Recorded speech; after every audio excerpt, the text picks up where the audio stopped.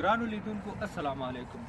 آیا پوهیږئ د نړۍ 99 سلنه خلک د کرونا پر انځخته شوي دي؟ هغه څنګه ولې په کوم دلیل موږ سره پاتې شي؟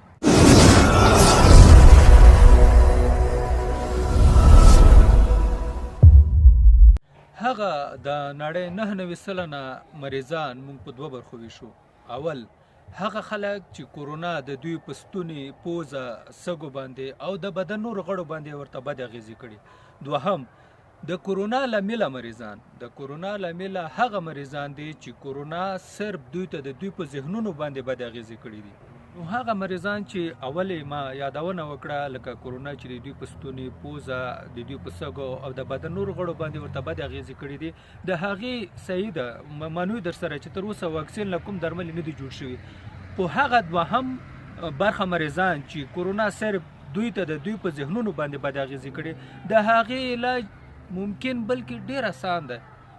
لکه اول د قرآن کریم ډېر تلاوت کول، 5 وخته مونځ کول، په الله باندې کلک باور ساتل، ورزش کول او همداسې نور.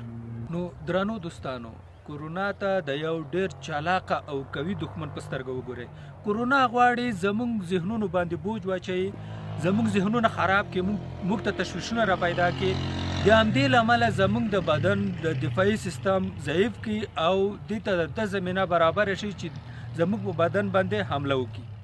نو ګرانو لیدونکو، موږ سره خپل نظرونه شریک کړئ، موږ ته کمنټونه پرېږدئ او زموږ چینل در سره سبسکرایب کړئ او د بیل آیکن هم ووایئ. د الله په امان.